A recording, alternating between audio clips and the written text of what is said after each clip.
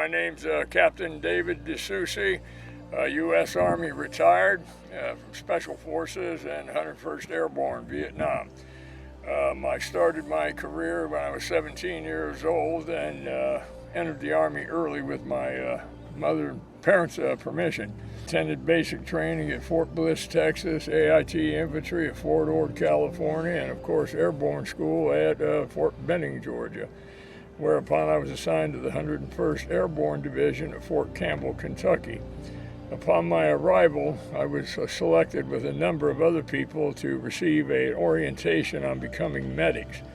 At that time, the 101st Airborne was short of medics, significantly short, and so they sent several platoons down to Fort Sam Houston, Texas to become medics. So, and most of those guys were previously infantry. So that's how I ended up being a medic, basically. And I spent a lot of time at Fort Campbell in '67. Went to the Detroit riots with Task Force Detroit when they had their riots in 1967. And then we deployed to Vietnam with the balance of the division in late '67, with my arrival being about mid-December of '67. The first brigade had already been over there for over 2 years, and this was the balance of the division. We landed at Benoit Air Base and ended up convoying to Cu Chi for in-country orientation and acclimatization. And basically we had combat action there as well. We actually had personnel that were KIA during that period in the brigade. I was in the 2nd Brigade Company, or B Company, 326 Med. Whereupon later, at the end of January, we deployed to Hue Phu Bai Airfield up south of Hue City. And that very night, we convoyed out to LZ El Paso, which had been established by the 1st Cavalry Division. However, it hadn't been really built up. There was no wire or anything of that sort. Anyway, that night we got the Tet Offensive kicked off, and we had 4 KIAs, 5 wounded in the initial mortar attack. And of course, the follow-on month was a lot of fighting in I Corps during the Tet Offensive. We as a company, medical company, co-located with the Marines at Hue Phu Bai Airfield, or the 1st Marine Medical Battalion, and a significant portion, if not the majority, of casualties in I Corps were coming into that facility. And it was an interesting and horrific affair for quite a while. A lot of KIAs, very seriously wounded, Marines primarily, but Army as well. And even some Vietnamese, of course, and Harbins, but mostly Americans. Whereupon, about late February into March, we redeployed to a place called LZ Sally, again another landing zone that had been established by the CAV that we took over in the 2nd Brigade. And I stayed there for some months, about 5 months, with the medical company. We received a number of attacks by mortars and rockets at that location, where we lost some people. It was an interesting experience. Eventually, I was acting up amongst the lifers that they decided I needed to go to the infantry. And whereupon I really enjoyed it, actually, because it was kind of dull being called a REMF. We served with A Company and C Company's 2nd Battalion, 501st Infantry. We were on basically air mobile status. We were still drawing jump pay, all the paratroopers, for the balance of the year. And so they cut us some slack, and we got the extra pay, even though we weren't actually jumping and parachuting at that time. Turned out to be a vintage year, 1968. The highest calendar casualty rate in the entire war was 68. Roughly 14,000 KIAs, that was Americans. And then, of course, NBA and Arvins, and they had their share of casualties as well. Anyway, I was involved in a number of actions, primarily with Alpha Company, but also Charlie Company. I was slightly wounded with A Company, and I was put in for a Silver Star, but that's kind of a mute story because, again, the lifers weren't really fond of me, so they made sure that award didn't go through. As a result of my tour in Vietnam, I came home rather angry and bitter, basically because of the poor leadership and the dumb things that were going on. We had a number of fratricide incidents where our people were hit by mortars and fire, and it was sad commentary, but bullets don't have any,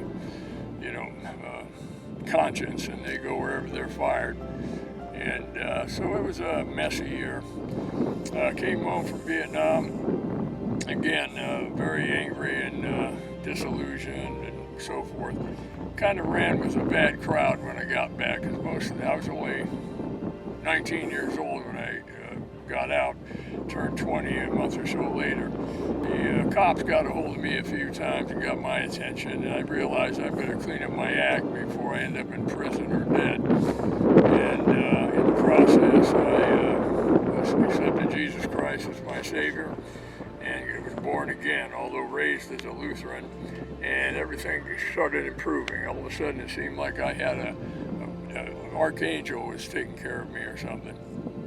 Anyway, got married to a lovely lady, young girl actually. I wasn't much older. And we've been married for about 55 years now, 56 counting courtship and all that. Went back to college using the GI Bill because I didn't have a high school diploma, so I wanted to get through that. And so I majored in GI Bill, I like to say, but actually I was a sociology and history major. And eventually graduated with a bachelor's degree. And in the process of that, I returned to the Army Reserve, when I turned 24, when my brain fully developed, which is actually true. That's when they develop. And things started to click better, and I went back in the Army Reserve, initially in a hospital unit, because I was being very cautious. I didn't really trust the Army yet, and I took 1 year at a time enlistments. Finally, I picked up, I was E4, made E5 and E6, and decided at that time, I went to the NCO Academy and decided I might want to be an officer. It was a big decision, and sometimes I regretted it because it was a lot more fun being an NCO. But I went to OCS at Fort Benning, ended up being the class president, which I did not want. Didn't solicit it, but I won the election by default, I guess. Anyway, so it made it a trying experience. Upon completion of OCS, I was detailed to military intelligence in the S2 shop as a tactical intelligence officer. Went to Fort Huachuca, Arizona for 4 months to receive that training. Then returned to the cavalry squadron I was in, and basically stayed with the recon platoon in the air cav troop, or Delta troop, because they were the real intel people within the squadron. Today we're out here at Marion Airport at X-35 Airborne School. I've been coming here since the beginning, so that's about 15 years, I think. They run a fine operation, and behind us is the primary aircraft we usually use, Tycho Bell. So a genuine warbird, dropped troops from Normandy, Market Garden, the Berlin airlift, got quite a history. When you hook up to that thing, it's like a religious experience, to quote Graham. He used that term, and I think it's proper. You're hooking up to the same cables that were used on Normandy. Otherwise, a great training. We just made a few jumps so far. Had a few injuries, but that's not unheard of because we're not all physically fit paratroopers in the Army, and things happen. Real happy to be here and enjoy the camaraderie and esprit of the airborne. Now, obviously, not everybody here was a real paratrooper, but they get right into it.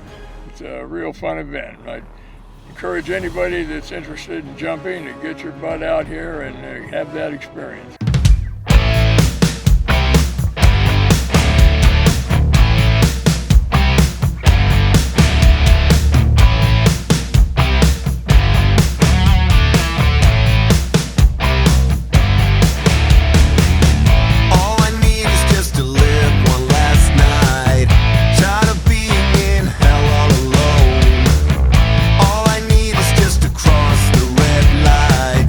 What we need is just damage.